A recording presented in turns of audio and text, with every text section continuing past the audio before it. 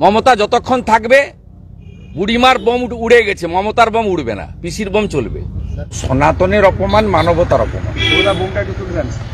জটা কেটেছে, গলায় ঘাড়ে কোপ মেরেছে,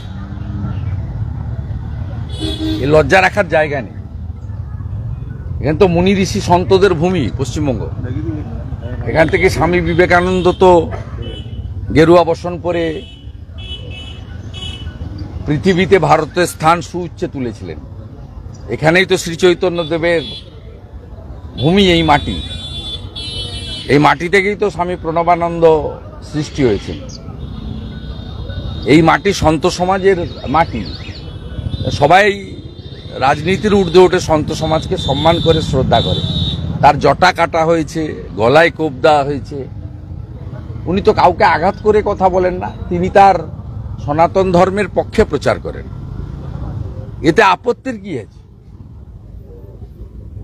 মোথাবাড়িতে হিন্দুদের দোকান ভাঙা হয়েছে, নওদাতে হিন্দুদের পানের বরজ আগুন লাগিয়ে দেওয়া হয়েছে, বিভিন্ন জায়গায় হিন্দু মন্দিরে চুরি হচ্ছে, ভাঙা হচ্ছে, হিন্দুদের ধর্মীয় অনুষ্ঠান করতে গেলে পুলিশ বাধা দিচ্ছে,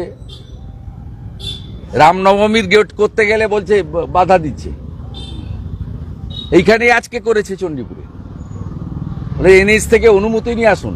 মমতা আর তার চোর ভাইপোর যে ছবি দিয়ে গেটগুলো সারা বছর ঝুলে থাকে, ওদের কোন বাবার অনুমতি নিয়ে করে ওরা? রামনবমী তো বিজেপির প্রোগ্রাম নয়, হিন্দুদের প্রোগ্রাম। তাতেও যদি বাধা দেয় তাহলে বুঝতে পারছেন পশ্চিমবাংলার হিন্দুদের অবস্থাটা কেমন। আমি অন্য ধর্মের লোকেদেরকে, তাদেরকে সমালোচনা করব না, সমালোচনা করব এই রাজ্যের পুলিশ এবং মমতা ব্যানার্জির, যিনি নিজে অন্য ধর্মের ধর্মীয় অনুষ্ঠানে, খেলাফত কমিটির অনুষ্ঠানে দাঁড়িয়ে হিন্দু ধর্মকে গন্দা ধর্ম বলেন।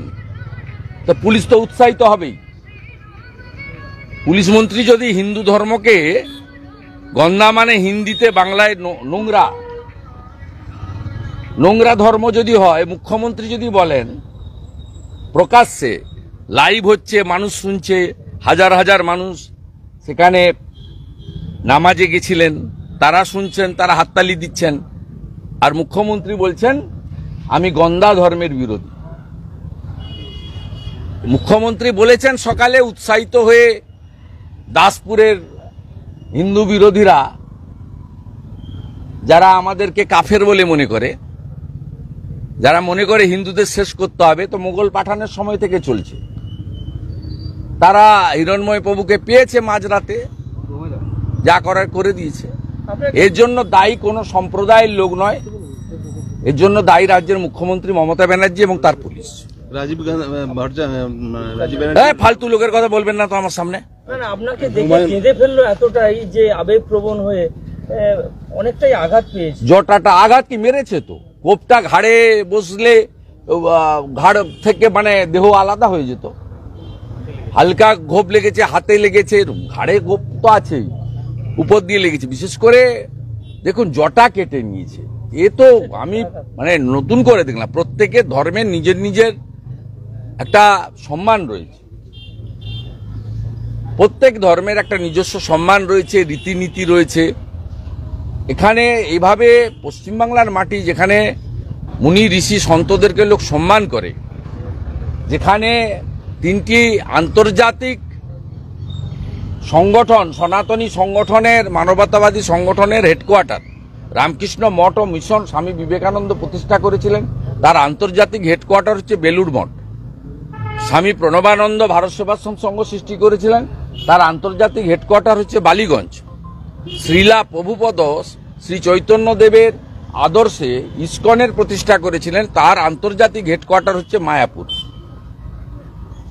এবং এইখানেই যদি সন্ত সমাজ তারা এইভাবে আক্রান্ত হন, তাদের জটা কেটে নেওয়া হয়, তাহলে পশ্চিমবাংলার সাধারণ মানুষ, মা বোনেদের নারী সুরক্ষা তো আগেই গেছে, হসপিটালের মধ্যেই অভয়াকে প্রাণ দিতে হয়েছে। আর মুখ্যমন্ত্রী 10 লক্ষ টাকা দিয়ে সেটা চাপতে চেয়েছিলেন এবং এভিডেন্স ডিস্ট্রয় করা হয়েছে। প্রত্যেক দিনই মহিলা অত্যাচারিত হচ্ছে, এরপরে সন্ত সমাজ এভাবে অত্যাচারিত হলো। আমি উনার সুস্থতা, কালকে রাত্রি 3টায় আমি মাঝরাতের পরেই আমি আমার ঘুম মানে 2টোর পরে আমি মাঝে মাঝে রাতে মোবাইল ফোনে হোয়াটসঅ্যাপ চেক করি। আমি মনে করি কাউকে না কাউকে জেগে থাকা বা নজর রাখা দরকার আছে। আমি চেষ্টা করি আমার সীমাবদ্ধ ক্ষমতার মধ্যে। আমি 3টের সময় এটা দেখেছি, এখানে যে আমার অফিস রয়েছে তমলুকে, সেখানকার যারা স্বেচ্ছাসেবক রয়েছে তারাই রাত্রিবেলা এখানে ভর্তি করে দেয়। সকল ব্যবস্থা সকালের ভোরের মধ্যেই করা হয়েছে। উনি এমনি এখানকার ডাক্তারবাবুরা খুব কেয়ার নিয়েছেন।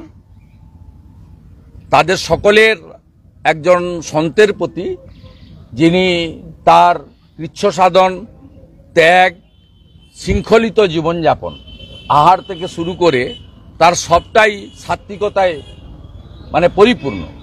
ডাক্তারবাবু নার্সরা এখানে তাকে দেখেছেন, হি ইজ কোয়াইট ওকে, কিন্তু তাকে আমি ওনার সুরক্ষার জন্য অন্য জায়গায় শিফট করব এবং আমি আমার ক্ষমতার মধ্যে দাঁড়িয়ে আগামী দিনে ওনার ন্যূনতম একটা নিরাপত্তার ব্যবস্থা যাতে করা যায়, কোনো ভলেন্টিয়ার দিয়ে হোক, প্রাইভেট সিকিউরিটি অর্গানাইজেশন দিয়ে হোক, তা আমার যেটুকু ক্ষমতা আছে আমি করব। কেন্দ্র বা রাজ্য সরকার সিকিউরিটি দিবেন কিনা সেটা তাদের প্রোটোকলের মধ্যে পড়ে, সেটা তিনি আবেদন করলে তারা বিবেচনা করবেন, সেখানে আইবি রিপোর্ট ইত্যাদি হয়। সেটা আমি তো দুটো সরকারকেই প্রতিনিধিত্ব করি না, আমি সেটা বলতে পারবো না। আমি একজন সনাতনী হিসেবে আমি এখানে মহাপ্রভুর মন্দির কমিটির সঙ্গে আমি যুক্ত, আমি সংখ্যানন্দ মন্দির মেছেদার সঙ্গে যুক্ত, আমি রিয়াপাড়া সিদ্ধনাথ জিউ কমিটির সঙ্গে যুক্ত। আমি আজকে রাজনৈতিক দল পরিবর্তন করেছি বলে নয়, আমি যখন তৃণমূল কংগ্রেসে ছিলাম তখনও আমি সনাতনীদের স্বার্থে লড়াই করেছি, সনাতন প্রতিষ্ঠানকে বাঁচানোর চেষ্টা করেছি এবং বিভিন্ন মঠ মন্দির আমি সেখানে তাদের পাশে দাঁড়ানোর চেষ্টা করেছি। তমকুল্লেকে ঐতিহ্যবাহী রামকৃষ্ণ মঠ ও মিশন যখন শতবর্ষ পূরণ হয়, সেখানেও আমি প্রত্যক্ষভাবে অংশগ্রহণ করেছি, আপনারা জানেন। এবং মহাপ্রভুর মন্দিরে চৈতন্য রিসার্চ সেন্টার থেকে মা বর্গভীমা মন্দিরে পুষ্করণী সংস্কার থেকে শুরু করে এখানকার ঐতিহ্যবাহী সমস্ত সনাতন সংগঠনকে বা পরিকাঠামোকে শ্রীবৃদ্ধির করার কাজ করেছি। তাই আমি আমার দায়িত্ববোধ থেকে, আমি একজন সনাতনী, আমি আমাদের প্রভু হিরণ্ময় প্রভু ইনি সত্য কথা বলেন, সনাতনের পক্ষে বলেন, অত্যাচারের বিরুদ্ধে বলেন, পশ্চিমবাংলার সনাতন হিন্দু সমাজের যে দুর্দশা তার বিরুদ্ধে সোচ্চার প্রতিবাদ করেন। তিনি কাউকে ভয় করেন না, ভয় যদি কাউকে করে থাকেন তিনি একমাত্র ঈশ্বর এবং ভগবানকে করেন। তাই সেই প্রভু যার গলায় তুলসী রয়েছে, মাথায় শিখা জটা রয়েছে, যিনি ধুতি পরিধান করেন, যিনি সম্পূর্ণ সাত্বিক আহার গ্রহণ করেন, তিনি ভাগবত কথা প্রচার করেন, বেদ উপনিষদ গীতার কথা প্রচার করেন, রামায়ণ মহাভারতের কথা প্রচার করেন, শ্রীকৃষ্ণের রাধা মাধবের কথা প্রচার করেন, তার এই দুর্দশা, তার এই আক্রমণের আমি তীব্র নিন্দা করি। তার পাশে থেকে আমি তার দ্রুত সুস্থতা এবং যাতে তিনি নিরাপদে থাকেন তার জন্য আমি সচেষ্ট থাকবো, এটাই আমার কথা। হুমায়ুন কবির হাতে গীতা নিয়ে বলেছেন আমরা প্রোটেকশনও পেয়েছিলেন, পুলিশ প্রোটেকশন, তারপরে হামলা। উনি আগে আমি অর্ডারের কপিটা দেখিনি, ওনার উপর আগেও 3বার হামলা হয়েছিল, তারপরে উনি প্রোটেকশন পেয়েছিলেন। ও অনেক জায়গায় পুলিশ উনাকে ডেকে এনে থানায় বসিয়ে রেখেছে, কালিয়াচকের থানায় উনাকে বসিয়ে রেখেছিল অনেকক্ষণ ধরে, 7-8 ঘন্টা। আমি ইন্টারফেয়ার করেছিলাম তো। হাইকোর্টের নির্দেশ ছিল পুলিশ থাকবে, আমি অর্ডারের কপিটা না পড়ে বলতে পারবো। হুমায়ুন কবির গীতা হাতে বলেছেন আপনার স্বপ্ন মুখ্যমন্ত্রী হওয়ার কোনোদিন সফল হবে না, কি বলবেন? কার কথা? হুমায়ুন কবির। পাগল ছাগলের কথার উত্তর দেবো কেন? পাগল তো একটা, ওর কথার কেউ উত্তর দেয়নি। ওর মালিক মমতা ব্যানার্জিকে আমি হারিয়েছি, ও নন্দীগ্রামে এসেছিল, এখানে হারিয়েছি, এরপরে ভবানীপুরে আবার হারাবো 26 সালে। মুখ্যমন্ত্রী পুলিশ মন্ত্রী দায়ী, 3 বছর লাইসেন্স নেই, সব এভিডেন্স ডিস্ট্রয় করে দিয়েছে। আরেকটা চামচা সুপ্রতিম সরকার বলে দিয়েছে আজকে প্রেস করে যে আমরা এক্সপ্লোসিভ অ্যাক্ট লাগাইনি, অর্থাৎ প্রথম কাজ শেষ, যাতে এনআইএ নিতে না পারে। দ্বিতীয় কাজ হচ্ছে আগামীকাল দেখবেন বঙ্কিম হাজরা, মন্টুরাম পাকিরা আর সমীর জানা 3 জন কর্মচারী গিয়ে ডিএমকে সঙ্গে নিয়ে 2 লক্ষ করে টাকা দিয়ে আসবে। এটা নন স্টপ চলছে, এগরার খাদিকুল থেকে কয়েকদিন আগে কল্যাণী থেকে নন স্টপ। মমতা যতক্ষণ থাকবে বুড়িমার বোম উড়ে গেছে, মমতার বোম উড়বে না, পিসির বোম চলবে।